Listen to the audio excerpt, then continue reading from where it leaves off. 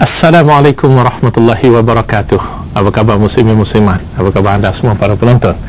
Hello Malaysia, dan Alhamdulillah sekali lagi pada kali ini, pada malam ini kita sama-sama memanjatkan rasa syukur kita kepada Allah SWT, kerana pada hari ini sebenarnya sudah 7 hari kita berpuasa. Alhamdulillah 7 hari kita berpuasa, dan mudah-mudahan dalam 7 hari ini semua umat Islam, itu yang kita harap. Mungkin ada yang tak mampu untuk berpuasa kerana mereka dalam keadaan diuzurkan ataupun dimaafkan oleh syarak ataupun oleh hukum Islam.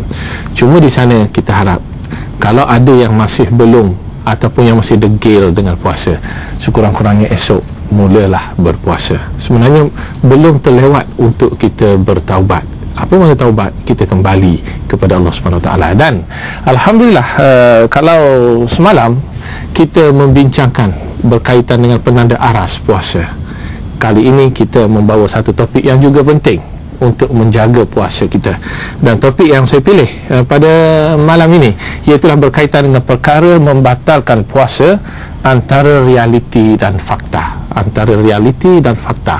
Bahkan mungkin juga perkara-perkara itu setengahnya menjadi perbualan masyarakat, tapi mereka tidak faham apa yang mereka perbuatkan. Jadi untuk kita bincang perkara ini, seperti mana biasa juga kita mengalu-alukan para penonton anda semua untuk berkongsi persoalan ataupun pandangan, pendapat sekalipun.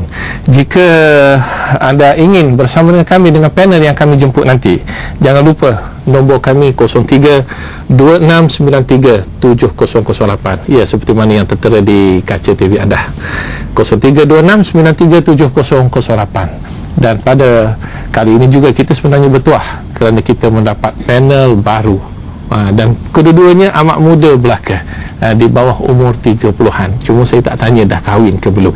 Itu je saya tak tanya, dan saya tak nak tanya.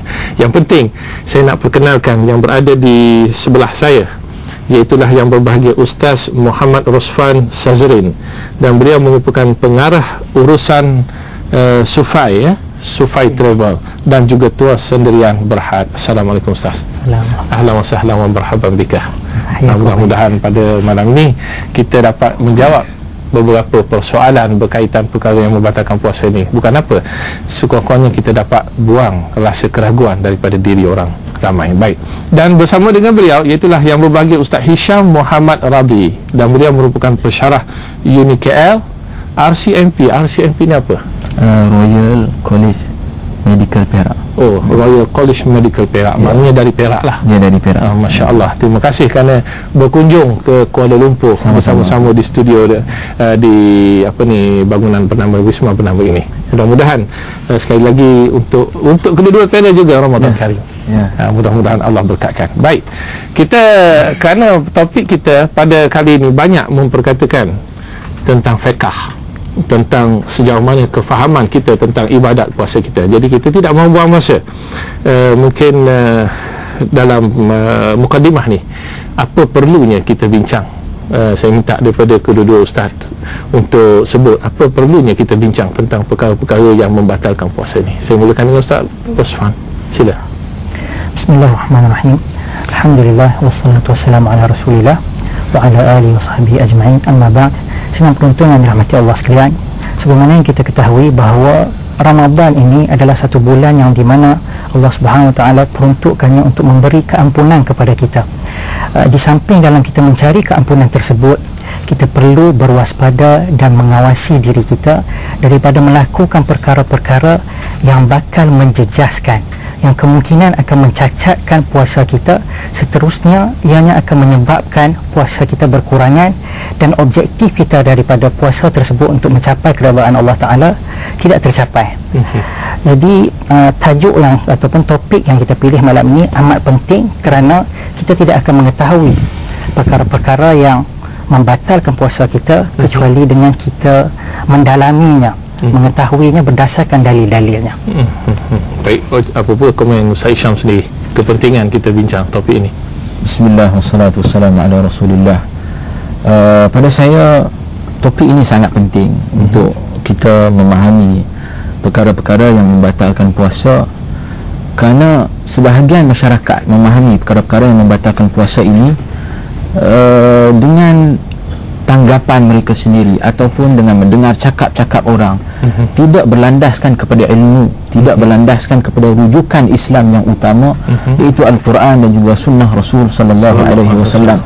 Sedangkan kita umat Islam dituntut untuk melaksanakan tuntutan ibadah kepada Allah Azza wa Jal, menepati kehendak Allah dan juga Rasulnya, seperti mana yang Allah Ta'ala sebut dalam Al-Quran, ya ayyuhalladzina amanu ati'ullah wa ati'ur rasul wa ulil amri minkum fa in tanaza'tum fi syai'in farudduhu ila Allah wa rasul. Wahai orang beriman, ta'alah kamu kepada Allah, ta'alah kamu kepada Rasul dan para pemimpin di kalangan kamu. Kalaulah kamu berbantah, berselisih dalam satu perkara, maka hendaklah kamu kembali kepada Allah dan juga kembali kepada Rasul, kembali kepada kitab Allah dan kepada Rasul. Jadi dua rujukan utama ini menjadi asas dalam kita nak menentukan perkara-perkara yang membatalkan puasa, supaya kita tidak menganggap ataupun membuat andaian terhadap perkara-perkara yang membatalkan puasa ini. Mudah-mudahan kita dapat melaksanakan tuntutan ibadah seperti mana yang dikehendaki oleh Allah dan juga Rasulnya. Baik, jadi sekarang persoalan membatalkan puasa ini, saya rasa satu persoalan yang mungkin kadang-kadang dipanas juga. Kerana apa? Ada beberapa perkara yang disepakati dan ada beberapa perkara yang mungkin tidak disepakati dalam beberapa isu. Mungkin saya nak sebut contoh pun saya rasa lebih baik nanti disebut oleh panel sendiri. Jadi perkara yang pertama, apakah sebenarnya, mungkin Ustaz Rosman boleh sebut dulu perkara yang memang disepakati, maknanya kita pergi ke utara ke, kita pergi ke selatan ke, di pantai barat ke, di pantai timur Malaysia ke, benda itu disepakati kalau dibuat maka dengan sengaja, maka dia akan membatalkan puasa. Apa perkara tersebut? Terima kasih Ustaz. Perkara-perkara yang membatalkan puasa ini, seperti mana disebut oleh Ustaz tadi, dia terbahagi kepada dua. Yang pertama, yang memang disepakati oleh para ulama, atau kita panggil ijma' di kalangan ulama. Perkara-perkara tersebut, yang pertama sekali, makan. Yang kedua, minum. Dan yang ketiga, jima' ataupun bersetubuh. Dan yang keempat, haid dan nifas. Dan dalilnya, yang penting apabila kita menyebut bahawa benda ini disepakati, sudah tentu dia berasaskan kepada dalil. Dan dalil semestinya sama ada daripada Al-Quran ataupun hadis Nabi SAW. Baik, dalil tentang makanan tadi ataupun makan dan minum ini, sebagaimana firman Allah Subhanahu wa taala dalam surah Al-Baqarah ayat 187, ba'da a'udzu billahi minasyaitonir rajim, uhilla lakum lailatas siyamir rafathu ila nisaikum hunna libasul lakum wa antum libasul lahun alimallahu annakum kuntum takhtanuna anfusakum fataba alaykum wa afa ankum fal'ana bashiruhunna wabtaghu ma kataballahu lakum wa kulu washrabu hatta yatabayyana lakum al-khaytul abyadu min al-khaytil aswadi min al-fajr. Yang bermaksud, telah dihalalkan bagi kamu pada malam hari puasa bercampur ataupun bersetubuh dengan isteri-isteri kamu. Dan maka disebutkan lagi dalam ayat tersebut juga, maka sekarang setubuhilah isteri-isteri kamu dan carilah apa-apa yang telah ditetapkan oleh Allah bagi kamu. Bermakna pada malam hari dibenarkan untuk berzima ataupun bersetubuh, bermakna di siang hari diharamkan berzima pada siang hari. Mafhum mukhalafah. Kita faham secara kontra. Secara kontra. Dan disebutkan dalam ini, dan makanlah serta minumlah sehingga nyata kepada kamu benang putih, yang bermaksud cahaya siang dari benang hitam, iaitu kegelapan malam, iaitu sehingga waktu fajar, dan sempurnakanlah puasa itu sehingga waktu malam.